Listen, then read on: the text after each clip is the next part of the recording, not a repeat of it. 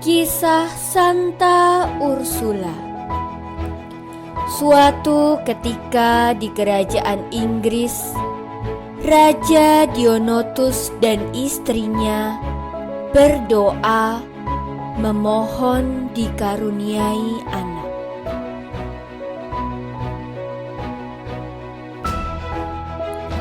Dan akhirnya Tuhan mengabulkan doa mereka. Ketika Raja Dionotus ingin memberikan nama untuk anaknya, Raja Dionotus berjalan-jalan di kebun, dan sang raja melihat gugusan bintang Ursa Minor. Ya, itu adalah bintang yang saling bersamaan dan tidak pernah terpisahkan, yang berbentuk beruang kecil.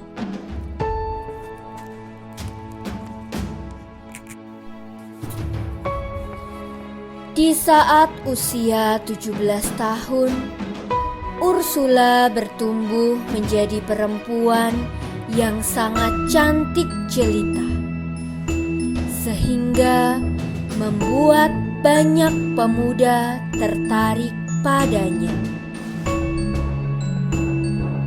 Suatu ketika, seorang raja kafir yang sangat berkuasa bernama Raja Kanon melamar Ursula.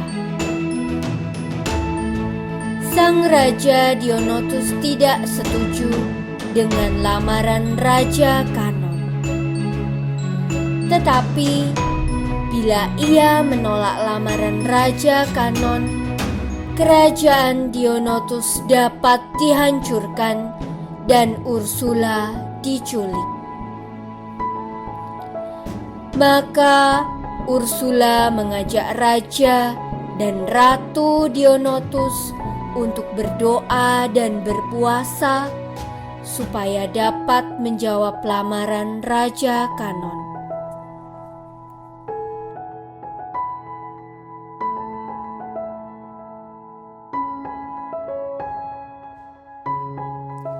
Maaf, Anda siapa? Anda mau bertemu dengan siapa? Perkenalkan, saya Kanon. Saya mau bertemu dengan Raja dan Ratu Dionotus serta Putri Ursula.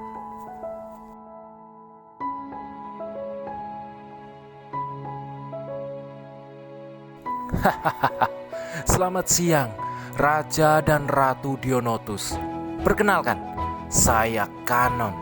Saya datang ke sini untuk melamar Ursula putri Anda menjadi istri saya. Baik, kami menerima lamaranmu, tetapi dengan 3 syarat.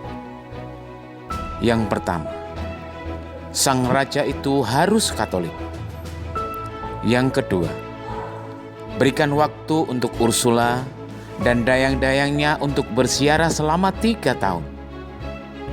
Dan yang ketiga, izinkan Ursula membawa dayang-dayangnya ketika menikah denganmu. Baik, saya terima ketiga syarat itu. Terima kasih, saya mohon diri.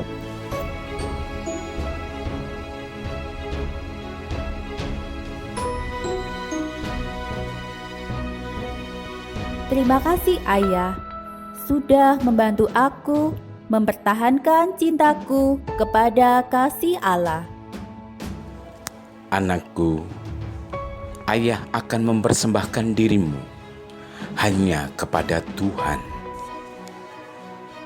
Betul kata ayahmu Ursula. Kami hanya menginginkan yang terbaik untukmu. Terima kasih Ayah dan Ibu.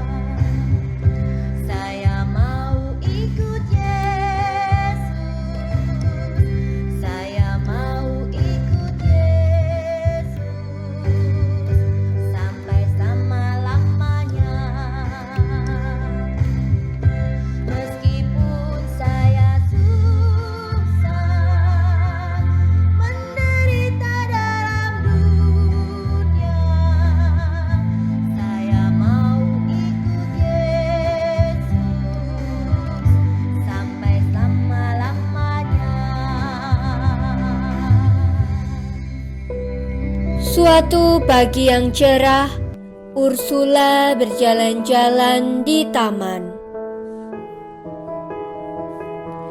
Para dayang melihat Putri Ursula dan mereka berbicara satu sama lain. Lihat, Putri Ursula sedang berjalan-jalan di taman. Putri Ursula sangat cantik dan baik hati ya. Iya, Putri Ursula sangat cantik dan baik hati. Tetapi kasihan, Putri akan menikah dengan orang yang tidak ia cintai.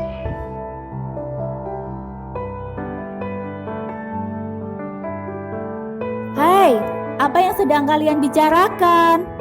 Tidak, Tuan Putri, kami hanya mengagumi kecantikanmu. Kalian juga cantik. Sekarang kita harus siap-siap untuk perjalanan yang akan kita tempuh.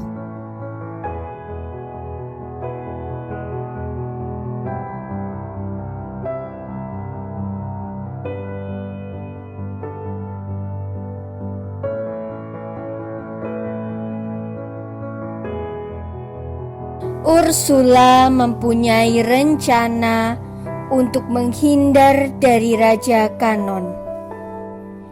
Ia meminta izin kepada Raja dan Ratu Dionotus untuk pergi berziarah sebelum ia menikah dengan Raja Kanon.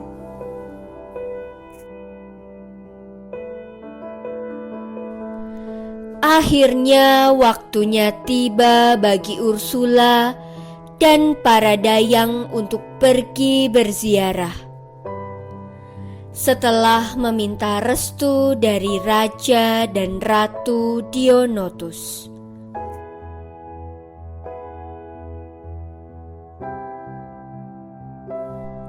Dalam perjalanannya, mereka berlabuh di sebuah kota di Galia. Lalu mereka melanjutkan perjalanan mereka. Tetapi dalam perjalanan, kapal mereka terkena badai yang membawa mereka ke Koln, Jerman. Setelah mereka turun dari kapal, bangsa Hun langsung menangkap mereka.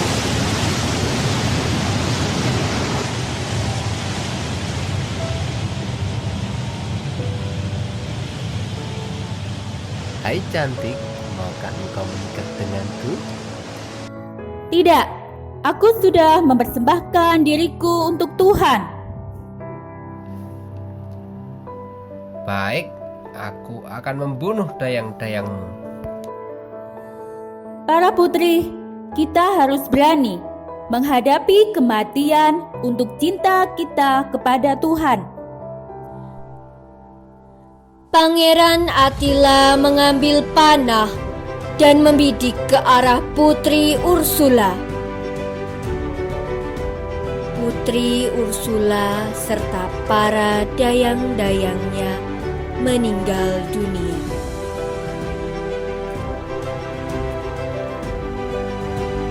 Hahaha, mereka sudah mati. Ayo kita pergi.